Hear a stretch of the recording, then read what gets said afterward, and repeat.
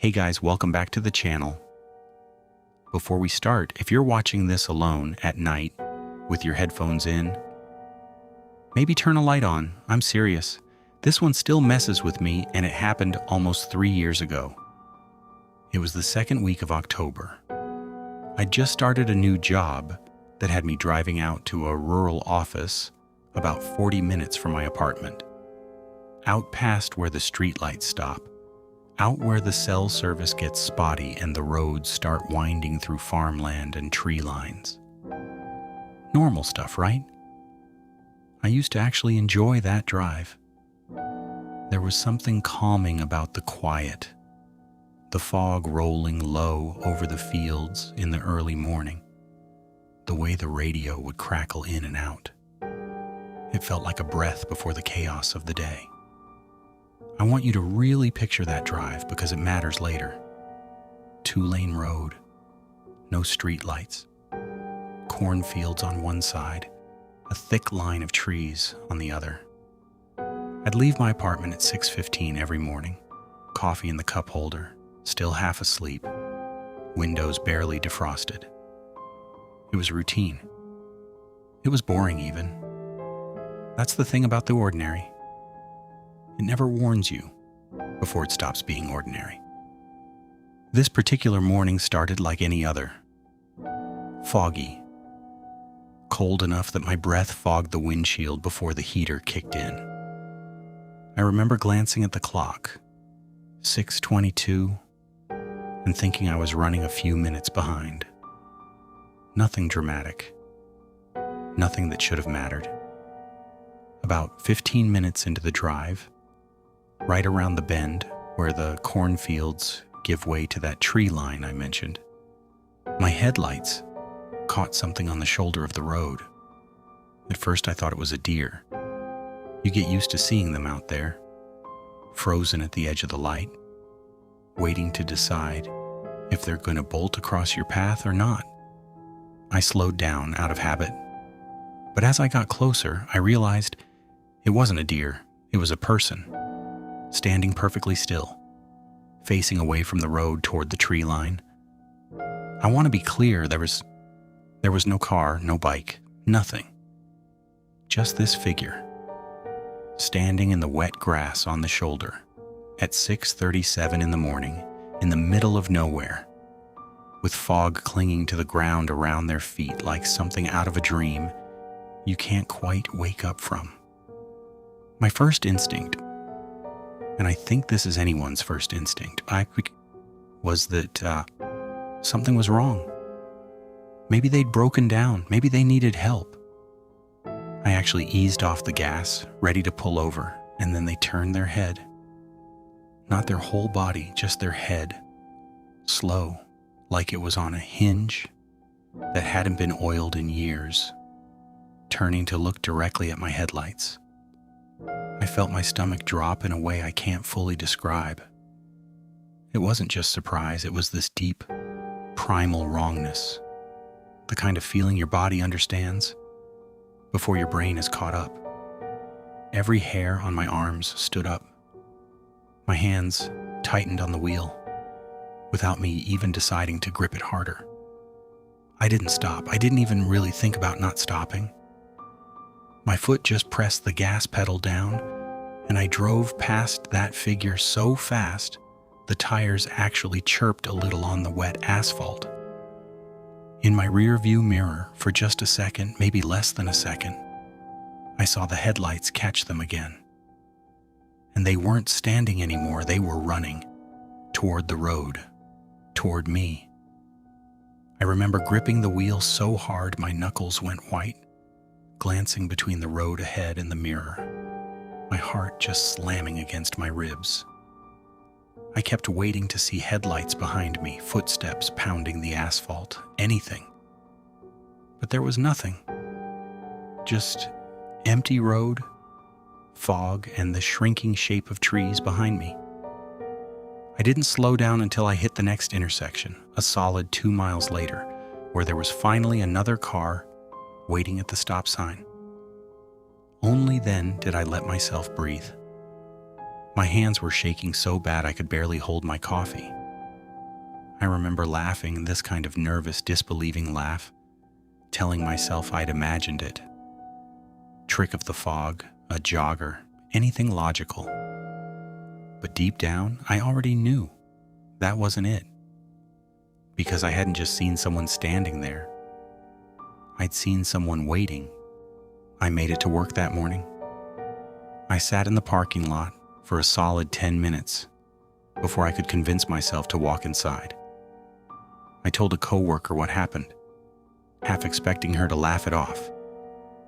Instead, her face went pale. She said something like, "You saw someone out by Miller's Bend?" And when I asked what she meant, she told me that stretch of road had a reputation. People had reported similar things for years. A figure on the shoulder, always near that same tree line, always around dawn. Some said it was a hitchhiker who died out there decades ago. Others just said not to stop no matter what. I wanted to believe that was just small-town legend. The kind of story people tell to make a boring commute feel more interesting. But something about the way she said it, quiet, almost automatic, like she'd repeated that warning to herself 100 times, made my skin crawl all over again. For the next few days, I changed my route, added 15 minutes to my commute just to avoid that stretch of road. I told myself I was being paranoid. I told myself the mind plays tricks in low light and fog, that it was a jogger, a deer that moved strangely, anything with a rational explanation. But the image of that head turning, such as slow, unnatural, deliberate, wouldn't leave me. It sat behind my eyes every time I closed them. Then, about a week later, curiosity did what curiosity always does. It won. I told myself I'd just drive past once in broad daylight, just to prove to myself there was nothing there. Just fields and trees and a normal shoulder of road. And I'd feel silly for ever being scared. I drove out on a Saturday afternoon, sun high, no fog, kids playing in a yard a half-mile down the road. About as safe and mundane as a scene can look. I slowed down near the bend, scanning the tree line, half laughing at myself for feeling nervous over nothing. That's when I saw it. Not a person this time. A marker. An old weathered wooden cross, half swallowed by grass, so faded you'd never notice it unless you were looking right at that exact spot. I pulled over, during the day, mind you, with witnesses nearby, feeling brave in a way I definitely hadn't at 6:37 in the morning, and I got out to look closer. The name was worn almost completely away, but the date wasn't. It was old. Older than I expected, and carved beneath it, barely legible, were 3 words. Waited too long. I stood there for a long moment, the wind moving through the corn behind me, and I felt that same cold drop in my stomach from that morning. Not fear of what was standing there, but fear of understanding something I wasn't ready to understand. Some stories don't come with explanations. Some of them just come with warnings, passed down the same way that coworker had passed hers down to me. Quiet, automatic, urgent, in a way that doesn't need decoration. I got back in my car and drove home the long way. I haven't taken that road again since, even in daylight, even with a full tank of gas and every rational explanation lined up in my head. Some fears don't respond to logic. They respond to instinct. And my instinct still says, don't stop. I think about that morning a lot, honestly. Not just the fear of it, but what it taught me about listening to that gut feeling.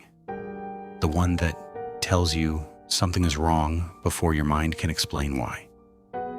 We spend so much of our lives trying to rationalize away that instinct, telling ourselves we're overreacting, that nothing bad is really out there.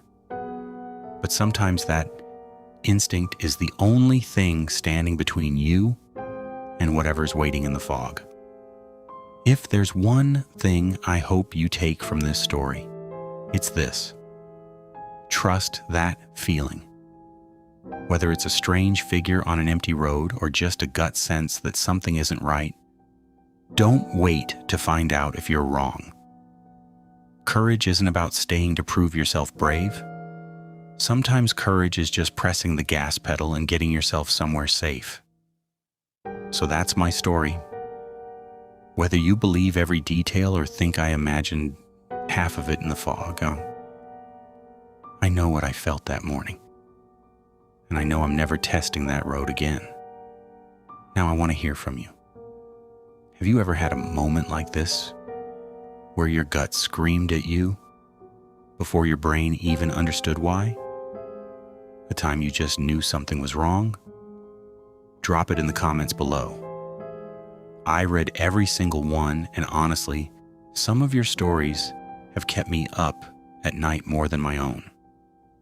If you made it this far, hit subscribe, ring that notification bell, and I'll see you in the next one. Stay safe out there. And maybe don't stop for strangers on empty roads.